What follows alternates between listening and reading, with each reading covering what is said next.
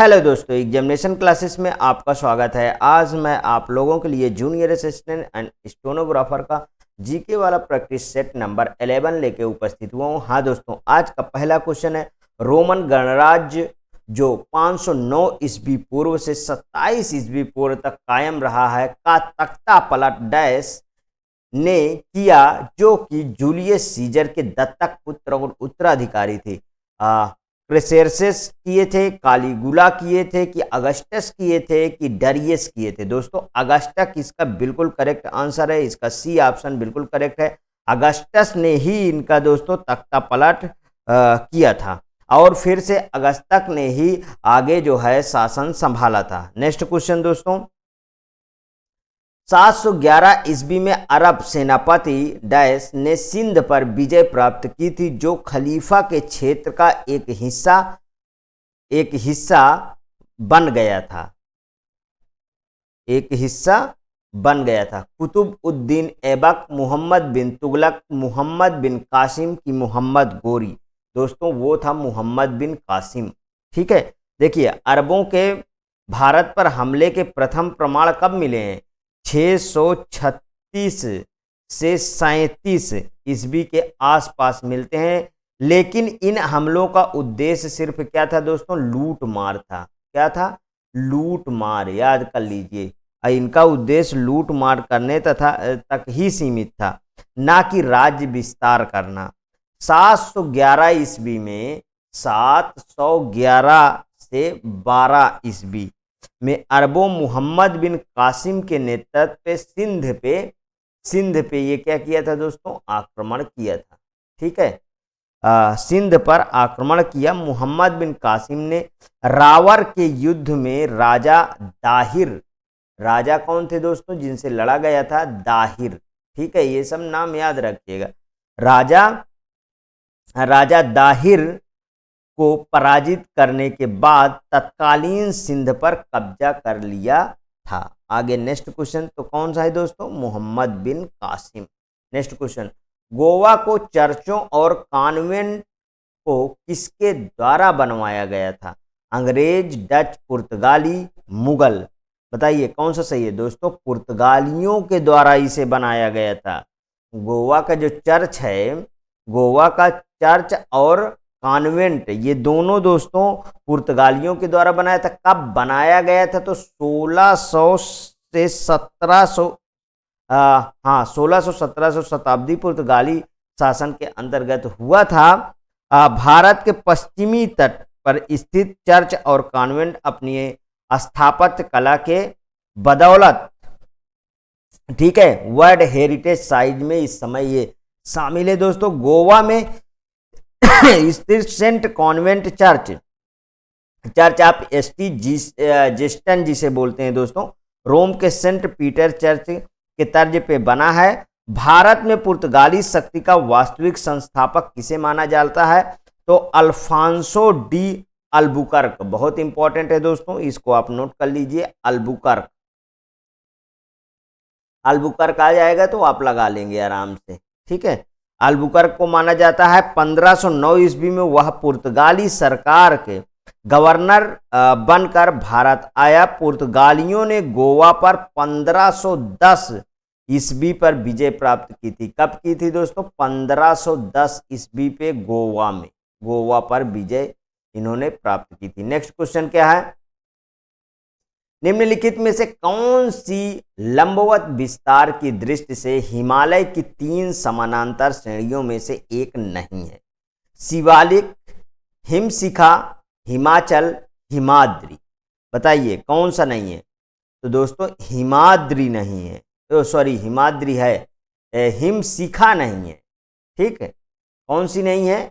हिमशिखा नहीं है। हिमालय क्षेत्र के अंतर्गत आने वाले प्रमुख समानांतर श्रेणियां कौन कौन सी हैं दोस्तों? ट्रांस, थोड़ा सा नोट कर लीजिए, ट्रांस हिमालय। ठीक है, जो हिमालय उत्थान के पहले मिलता है, ट्रांस हिमालय। बृहद हिमालय, ठीक, और मध्य हिमालय तथा शिवालिक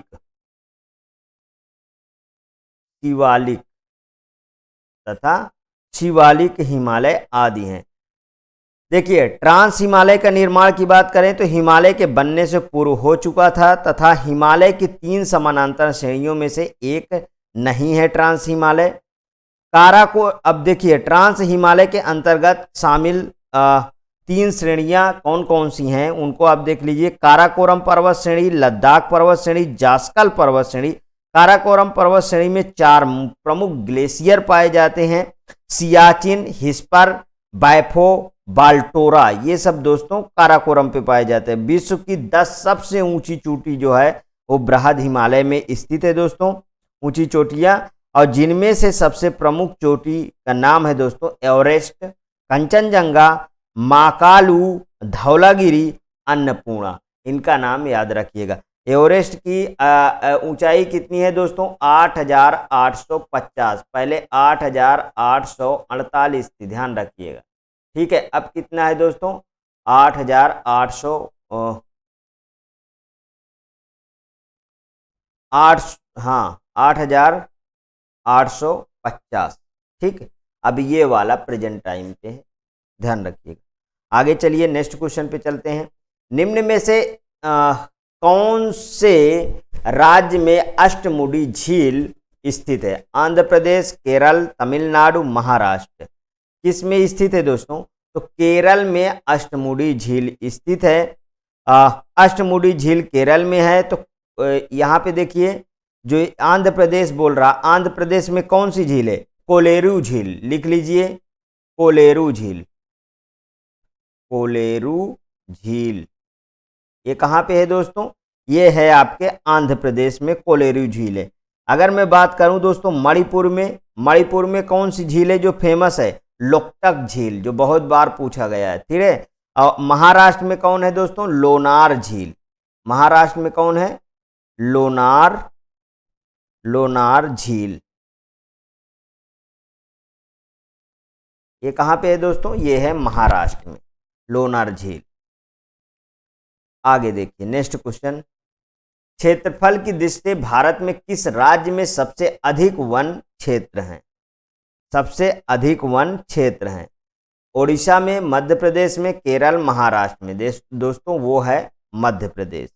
भारत में अगर हम 2021 के रिपोर्ट के अनुसार यदि बात करें तो सर्वाधिक वन जो है वो कहाँ पे है दोस्तों? वो मध्य प्रदेश में ही है। दूसरा अगर स्थान की बात करें हम, दूसरा स्थान की, तो दूसरा स्थान है दोस्तों अरुणाचल प्रदेश। अरुणाचल प्रदेश का दूसरा, पहला मध्य प्रदेश, ध्यान रखिएगा। Next question. भारतीय संविधान के अनुच्छेद डैश में कहा गया है कि सामाजिक और शैक्षिक रूप से पिछड़े वर्गों के लिए एक आयोग होगा जिसे राष्ट्रीय पिछड़ा वर्ग आयोग के रूप में जाना जाएगा। 243 Y1 में, 243 S1 में, 124 A1 में कि 338 B1 में। किसमें कहा गया है दोस्तों? इसे कहा गया है दोस्तों 338 B1 में। अगर हम 338 B1 की बात करें तो सामाजिक और शैक्षिक रूप से पिछड़े वर्गों के लिए एक आयोग होगा जिसे राष्ट्रीय पिछड़ा वर्ग आयोग के रूप में दोस्तों जाना जाएगा। ठीक है, ये कब हुआ था? 102वां संविधान संशोधन 2018 में इस आयोग को संवैधानिक दर्जा दिया गया था। 2018 में दोस्तों इसको संवैधानिक दर्जा दिया गया था, ध्यान रखिए। नेक्स्ट, विधान परिषद के अध्यक्ष होते हैं विधान परिषद के सदस्यों द्वारा निर्वाचित, मुख्यमंत्री और उनके मंत्रिमंडल द्वारा निर्वाचित, उस राज्य के मुख्यमंत्री द्वारा नियुक्ति, उस राज्य के राज्यपाल द्वारा नियुक्ति। कौन होते हैं दोस्तों? इसका ए ऑप्शन बिल्कुल सही है दोस्तों, विधान परिषद के सदस्यों द्वारा निर्वाचित होते हैं। अगर हम बात करें तो भारतीय संविधान के अनुच्छेद 169 के अनुसार किसी भी राज्य में विधान परिषद की स्थापना और समाप्ति का प्रावधान दोस्तों दिया गया है। विधान परिषद में अध्यक्ष व उपाध्यक्ष दोनों का निर्वाचन विधान परिषद के सदस्यों द्वारा किया जाता है। अध्यक्ष उपाध्यक्ष को तथा उपाध्यक्ष अध्यक्ष को संबोधित करके पद त्याग करते हैं या पद त्याग कर सकते हैं। नेक्स्ट क्वेश्चन, भारत के संविधान में निम्नलिखित में से कौन सा संशोधन भाषा के आधार पर भारतीय राज्यों के पुनर्गठन को संवैधानिक रूप से बदलने के प्राथमिक उद्देश्य के साथ पारित किया गया था? 10वां संशोधन, 7वां संशोधन, चौथा संशोधन कि छठा संशोधन? कौन सा सही है दोस्तों? तो 7वां संशोधन है दोस्तों। कौन सा है? 7वां। भारत के संविधान में 7वां संशोधन 1956 भाषा के आधार पर भारतीय राज्यों के पुनर्गठन को संवैधानिक रूप से बदलने के प्राथमिक उद्देश्य के साथ दोस्तों ये प्रेरित किया गया था। नेक्स्ट क्वेश्चन, भारतीय अर्थव्यवस्था का वैश्वीकरण क्या प्रदर्शित करता है? बाह्य ऋण में वृद्धि, दूसरे देशों के साथ आर्थिक संबंध में कम से कम हस्तक्षेप करना, विदेश में नया व्यापार शुरू करना, आयात प्रतिस्थापन करने के लिए सरल योजनाएं बनाना। बताइए कौन सा सही है दोस्तों? तो भारतीय अर्थव्यवस्था का वैश्वीकरण दोस्तों, इसका बी ऑप्शन बिल्कुल करेक्ट होना चाहिए, क्योंकि देखिए विश्व में सभी देश जितने भी हैं सामाजिक आर्थिक संस्कृति के आधार पर एक दूसरे से जुड़ना वैश्वीकरण कहलाता है। एक दूसरे से जुड़ना वैश्वीकरण कहलाता है। 1991 की बात करें, 1991 में आर्थिक सुधार को अपनाकर भारतीय अर्थव्यवस्था को विश्व के लिए खोला गया था। ठीक है, वैश्वीकरण के तहत देशों के बीच आर्थिक दूरियां कम हो जाती हैं और आवागमन की सभी तरह की रुकावटें समाप्त हो जाती हैं या न्यूनतम कर दी जाती है। इसमें सरकार द्वारा आर्थिक संबंधों को अन्य देशों के अनुरूप सुदृढ़ किया जाता है। नेक्स्ट क्वेश्चन दोस्तों, एनपीसीआई का पूर्ण क्या है, जो कि भारत के सभी खुदरा भुगतान प्रणाली के लिए एक अम्ब्रेला संगठन है। Non cash payments cooperative inc, non cash payment cooperation, national payment cooperation of India, net payments company inc. क्या है दोस्तों इसका पूर्ण नाम है? वो है दोस्तों national payments cooperation of India. ये है दोस्तों इसका पूरा नाम। ठीक है, इसी को एनपीसीआई कहा जाता है। यह भारतीय रिजर्व बैंक द्वारा स्थापित एक दोस्तों निगम है जिसे भारत में विभिन्न खुदरा भुगतान प्रणालियों के लिए एकमात्र संस्था के रूप में मान्यता मिली है। इसकी स्थापना कब हुई थी दोस्तों? 2008 में इसकी स्थापना हुई थी। नेक्स्ट क्वेश्चन, मनरेगा के अंतर्गत किसी ग्रामीण निर्धन व्यक्ति को अधिकतम कितने दिन तक रोजगार मिल सकता है? बताइए, बहुत अच्छा क्वेश्चन है दोस्तों। तो वो है दोस्तों 180 दिन, 120 दिन, 100 दिन, 90 दिन। दोस्तों इसका सी ऑप्शन बिल्कुल करेक्ट है। 100 दिन जो है उसको रोजगार मिलता है। अगर हम और इसके डिटेल में बात करें दोस्तों, तो देखिए ग्रामीण बेरोजगारी, भूख और गरीबी से निजात पाने के लिए केंद्र सरकार की एक बेस्ट स्कीम आई, जो थी क्या थी दोस्तों? राष्ट्रीय ग्रामीण रोजगार गारंटी योजना। राष्ट्रीय ग्रामीण रोजगार गारंटी योजना का शुभारंभ प्रधानमंत्री हमारे डॉक्टर मनमोहन सिंह ने 2 फरवरी 2006 को, ध्यान रखिएगा 2 फरवरी 2006 को आंध्र प्रदेश के अनंतपुर जिले में किया था। वर्ष 2009 में इसे एनरेगा कर दिया गया। एनरेगा कर दिया गया, ध्यान रखिएगा सभी अपडेट।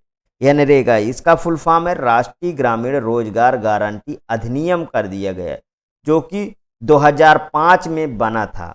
नाम औपचारिक रूप से महात्मा गांधी राष्ट्रीय ग्रामीण रोजगार गारंटी अधिनियम यमरेगा। अब देखिए आगे क्या आ गया दोस्तों? MNरेगा। ठीक है, MNरेगा। ठीक, MNरेगा करने का प्रावधान किया गया। यह योजना प्रत्येक वर्ष किसी भी ग्रामीण परिवार के उन वयस्क सदस्यों को कम से कम 100 दिन का रोजगार उपलब्ध कराती है, जो प्रतिदिन 220 रुपए, कितना है दोस्तों, 220 रुपए की मजदूरी पर सार्वजनिक कार्य संबंधी कुशल श्रम करने को तैयार रहे। आगे देखिए दोस्तों, ओलंपिक रिंग पहली बार सार्वजनिक रूप से डैश में प्रस्तुत किए गए थे, 1933 में, 1917 में, 1913 में कि 1937 में। तो दोस्तों 1913 में प्रस्तुत किए गए थे। ओलंपिक खेल विश्व का सबसे बड़ा खेल योजना है दोस्तों। इसमें 6 प्रमुख स्तंभों में एक ओलंपिक रिंग या छल्ले हैं। ये 5 प्रमुख महाद्वीपों, ठीक, 5 प्रमुख महाद्वीपों Asia, Europe, Africa, Australia, America को दर्शाते हैं। इन छल्लों को पियरे डी कोबर्टिन, लिख लीजिए, पियरे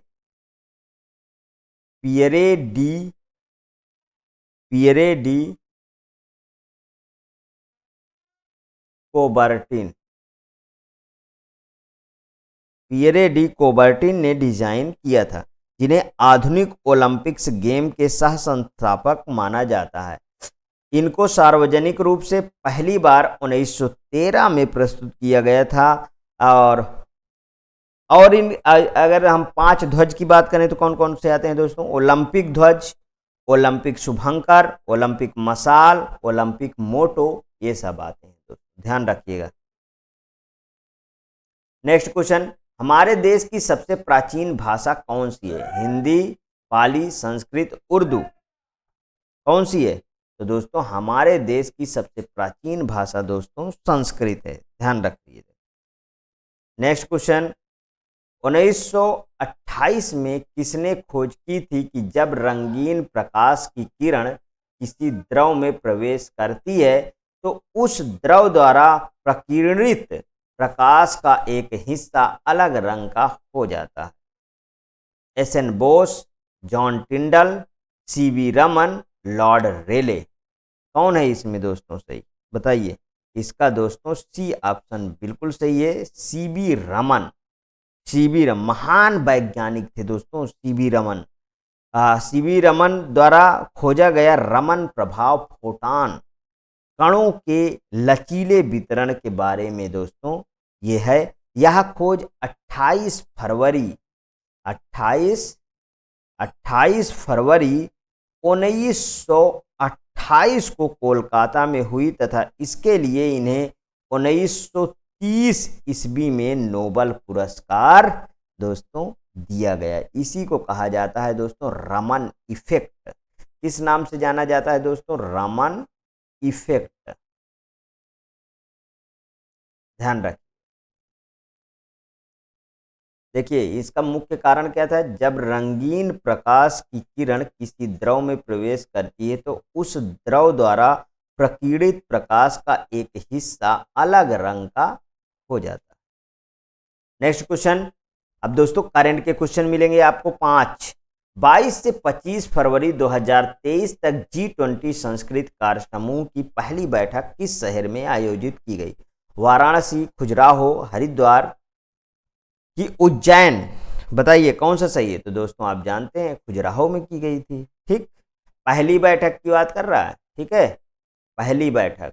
अब देखिए फरवरी 2023 में 7 वर्षीय प्रिंस किस देश के पहले डिजिटल नागरिक बने हैं? इंग्लैंड, आयरलैंड, थाईलैंड, भूटान, बताइए कौन सा सही है? तो दोस्तों ये है भूटान। ठीक, नेक्स्ट क्वेश्चन, फरवरी 2023 में किस देश की महिला क्रिकेट टीम ने 6ठी बार आईसीसी T20 विश्व कप ट्रॉफी जीती है? 2023 पूछ रहा है, ध्यान रखिएगा।